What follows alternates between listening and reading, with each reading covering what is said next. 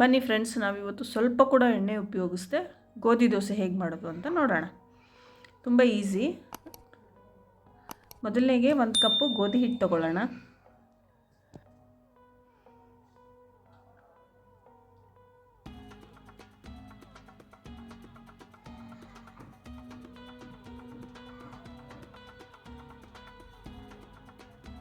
ಅದೇ ಕಪ್ ಮೆಜರ್ಮೆಂಟಲ್ಲಿ ಅರ್ಧ ಕಪ್ಪು ರವೆ,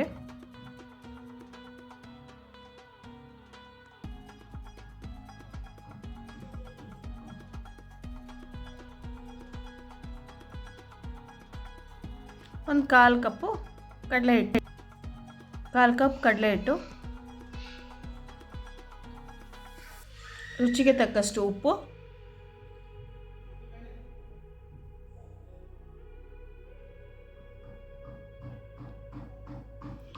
ಒಂದು ಕಪ್ಪಷ್ಟು ಮೊಸರು,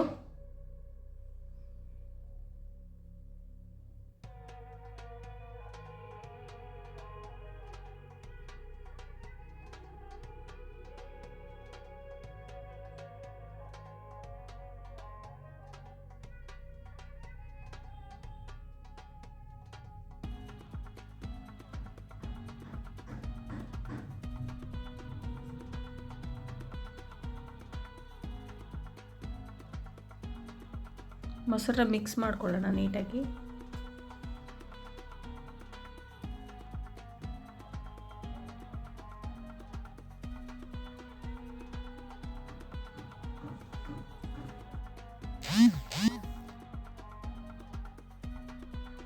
ನೀಟಾಗಿ ಮಿಕ್ಸ್ ಮಾಡಿಕೊಂಡು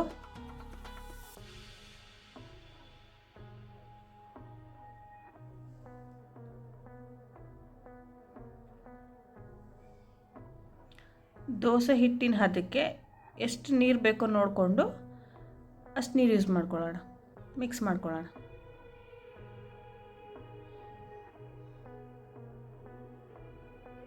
ಇದಕ್ಕಿನ್ನೂ ನೀರು ಹಿಡಿಯುತ್ತೆ.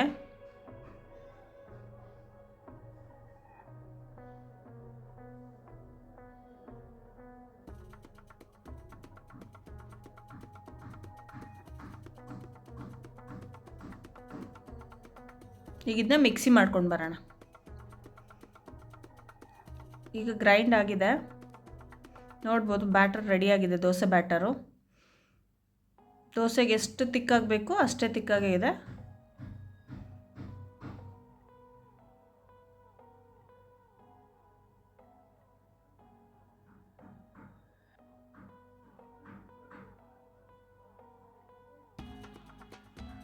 ನೋಡ್ಬೋದು ತಿಕ್ನೆಸ್ಸು, ದೋಸೆ ತಿಕ್ನೆಸ್ಸೇ ಇದೆ. ದೋಸೆ ಬ್ಯಾಟರ್ ಯಾವ ಥರ ತಿಕ್ನೆಸ್ ಇರುತ್ತೋ ಅದೇ ತಿಕ್ನೆಸ್ಗೆ ಇದೆ. ನಾರ್ಮಲ್ ದೋಸೆ ಯಾವ ಥರ ಮಾಡ್ತೀರೋ ಆ ದೋಸೆ ತಿಕ್ನೆಸ್ ಬಂದರೆ ಸಾಕು.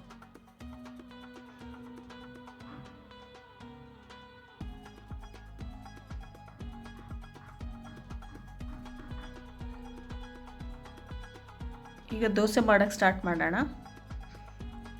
ಪ್ಯಾನ್ ಮೇಲೆ ಸ್ವಲ್ಪ ನೀರು ಹಾಕ್ಬಿಟ್ಟು ಡೈರೆಕ್ಟಾಗಿ ಅದೇ ಥರ ದೋಸೆ ಬ್ಯಾಟ್ರ್, ಸ್ವಲ್ಪ ಕೂಡ ಎಣ್ಣೆ ಉಪಯೋಗಿಸ್ಬೇಡಿ. ಆರಾಮಾಗಿ ನೀಟಾಗಿ ಬರುತ್ತೆ, ಕ್ರಿಸ್ಪಿಯಾಗಿರುತ್ತೆ. ನೋಡ್ಬೋದು ಎಷ್ಟು ನೀಟಾಗಿ ರಿಮೂವ್ ಮಾಡ್ಬೋದು ಪ್ಯಾನಿಂದ.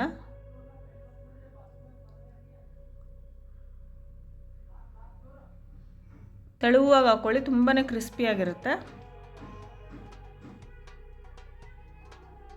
ನೋಡಿ ಎಷ್ಟು ನೀಟಾಗಿ ರೋಲ್ ಮಾಡ್ಬೋದು, ಎಷ್ಟು ಕ್ಲೀನಾಗಿ. ಇದೇ ಥರ ಒಂದೊಂದಾಗಿ ದೋಸೆ ರೆಡಿ ಮಾಡ್ಕೊಳ್ಳೋಣ.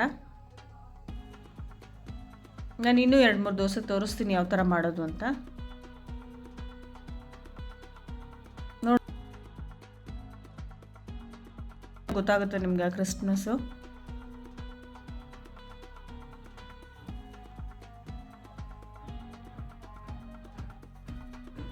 ಸ್ವಲ್ಪ ನೀರು ಹಾಕ್ಬಿಟ್ಟು ಬ್ಯಾಟರ್ ಹಾಕ್ಬಿಟ್ಟು ನೋಡ್ಕೊಳ್ಳಿ ನಿಮ್ಗೆ ಎಷ್ಟು ದೊಡ್ಡದಾಗಿ ಬೇಕೋ ಅಷ್ಟು ದೊಡ್ಡದಾಗಿ ನೀಟಾಗಿ ಬ್ಯಾಟರ್ ಹಾಕ್ಕೊಂಡು ಸುಮ್ಮನೆ ಮೆತ್ತಗೆ ಸ್ಪ್ರೆಡ್ ಮಾಡಿ.